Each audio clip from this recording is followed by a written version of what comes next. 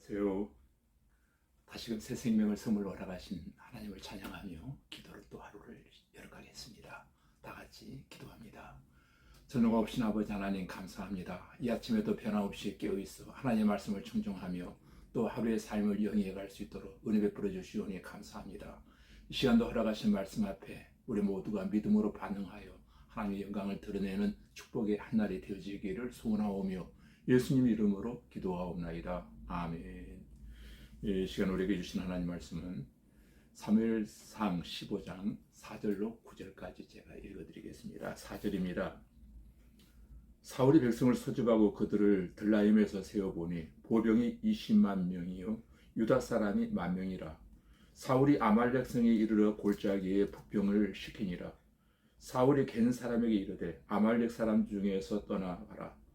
그들과 함께 너희를 멸하게 될까 하노라. 이스라엘 모든 자손이 애굽에서 올라올 때에 너희가 그들을 선대하였느니라. 이에 갠 사람이 아말렉 사람 중에서 떠나니라. 사울이 하올에서부터 애굽 왕 술에 이르기까지 아말렉 사람을 치고 또 아말렉 사람이 왕 아각을 사로잡고 칼날로 그의 모든 백성을 진멸하였을 때 사울과 백성이 아각과 그의 양과 소의 가장 좋은 것 또는 기름진 것과 어린 양과 모든 좋은 것을 남기고 진멸하기를 즐겨 아니하고 가치없고 하찮은 것은 진멸하니라. 아멘.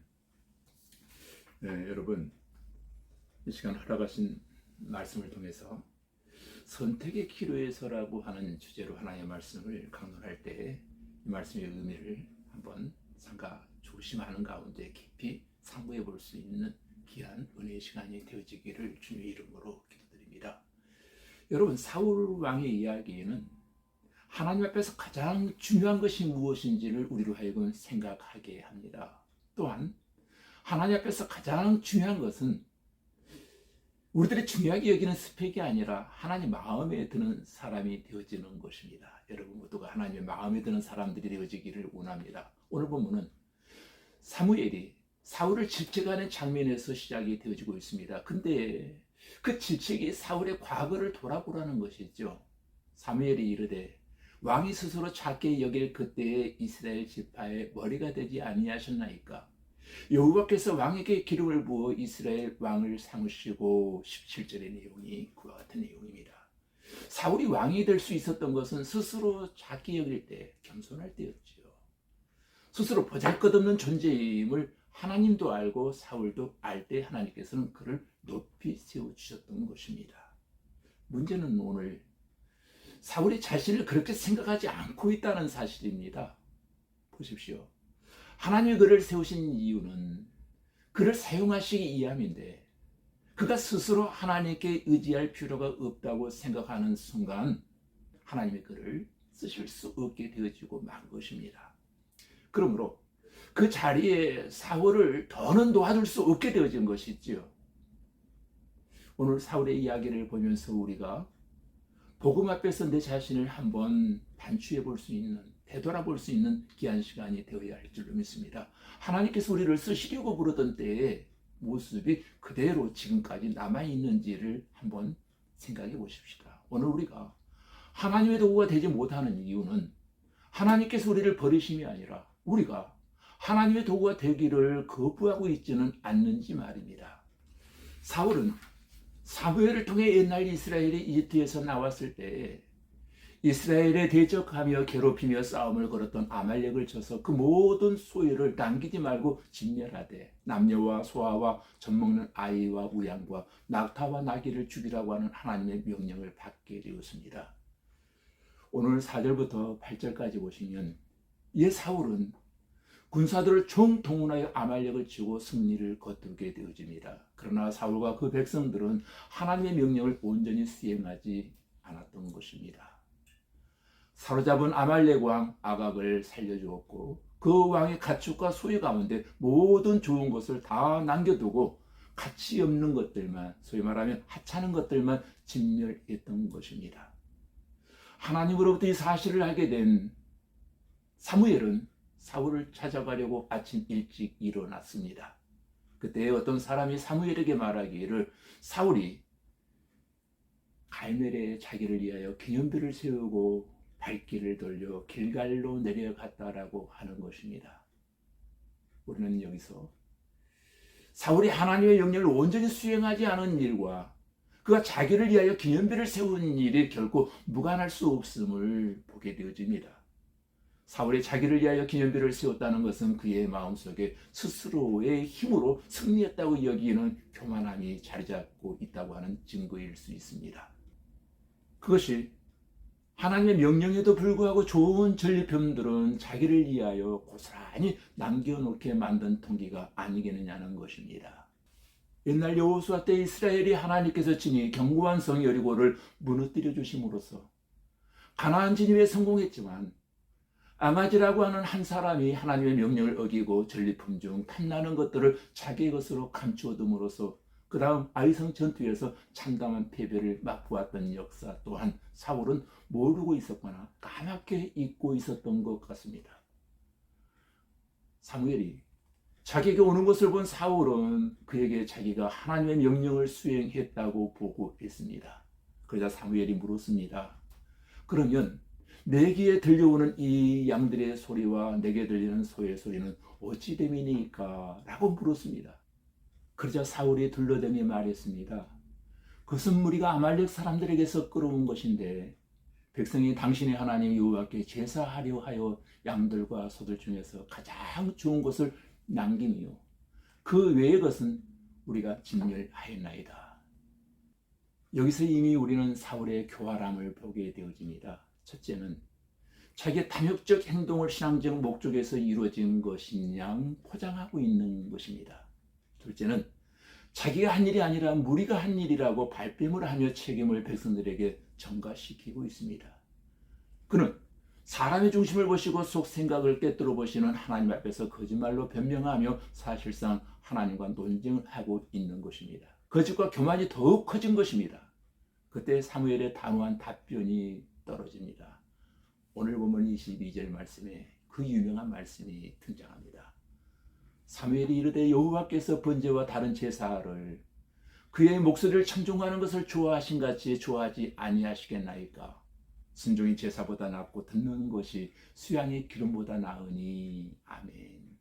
여러분, 순종이 제사보다 낫다고 하는 것은 제사를 핑계대며 명령에 순종하지 않은 것을 두고 한 말입니다.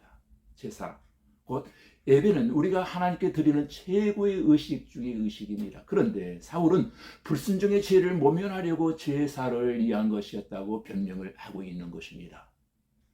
제사를 위한 것이었다면 불순종한 죄가 덮어질 줄 알았던 것입니다.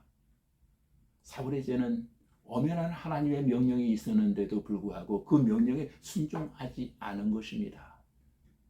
거기다 죄를 더하여 이 불순종을 제사를 위한 것이라고 변명하고 있더라는 것입니다.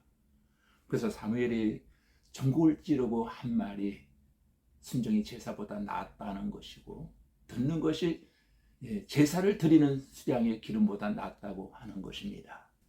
혹시 여러분들 가운데 이 문맥을 무시하고서 순종이 제사보다 나으니 제사는 필요 없다로 가면 자유주의 신학에 떨어지고 말 것입니다. 그들은 교회와 예배를 부인하고 삶에서의 예배와 순종이면 된다고 말합니다. 자기들의 인간적인 자유를 위해서 하나님의 법도를 무시하는 것입니다. 교회와 예배 없이 하나님께 순종한다고 하는 것은 사실 불가능한 일이거든요. 교회와 예배에 떨어지면 하나님과 떨어지는 것이 상례입니다. 믿음은 들음에서 나고 들음은 그리스도의 말씀으로 말미암기 때문인 것입니다. 여러분, 이스라엘 백성에게 있어서 제사는 중요한 것입니다. 하나님과의 교제나 모든 중요한 일은 제사를 중심으로 이루어지곤 한 것이 이스라엘 백성들의 삶이었습니다. 그러나 제사는 하나님의 목소리를 청종하고 그의 말씀에 순종할 때 하나님의 놀라운 응답을 가져오는 통로가 되어지는 것입니다. 하나님을 향한 경외와 신뢰와 순종이 없이 드리는 제사는 아무런 의미가 없습니다. 효력이 나타나지 않습니다. 단지 행위에 불과할 뿐입니다. 오히려 하나님께 가증스러운 것으로 화를 불러올 수 있다는 사실입니다. 사울은 자신의 불신앙과 교만과 탐욕과 불순종의 행위를 제사라는 명분으로 감춰보려 했으나 그것이 하나님 앞에서 통할 리가 없다는 사실만을 보여주며 비참한 최후를 향하여 졸다둠쳐 갔던 것입니다. 그는 그 악령에 사로잡혀 번뇌의 나날을 보내야만 했던 것입니다. 사울의 비극이 우리의 비극이 되지 않게 해야 할 것입니다. 하나님께서는 제사보다 순종을 원하고 계십니다. 우리는 모여 예배를 드리면서도 하나님께 순종할 줄 몰라서 우리의 예배가 공허하고 무의미한 것이 되지 않게 해야 할 것입니다. 예배는 있으나 진실한 믿음은 찾아보기 힘든 교회가 되지 않아야 하겠습니다. 예배하는 모습과 신앙생활이라는 껍데기 아래에 온갖 거짓과 탐욕을 숨기고 지내지 말아야 할 것입니다. 사랑하는 교회 여러분, 우리가 주일마다 예배에 참석하는 일 하나로 우리의 불신앙과 교만과 불순종의 행위를 덮어버리려 하는 어리석음에 빠져 있지 말아야 할 것입니다. 하나님을 경외하며 온전히 신뢰하고 하나님의 말씀에 순종을 다함으로써 우리 예배가 진실한 예배가 되어지고 우리의 믿음이 하나님께서 기뻐하시는 열매를 맺으며 우리의 삶이 하나님의 복을 풍성히 누리게 되는 역사가 오늘도 우리에게 있어지기를 주님 이름으로 축복합니다.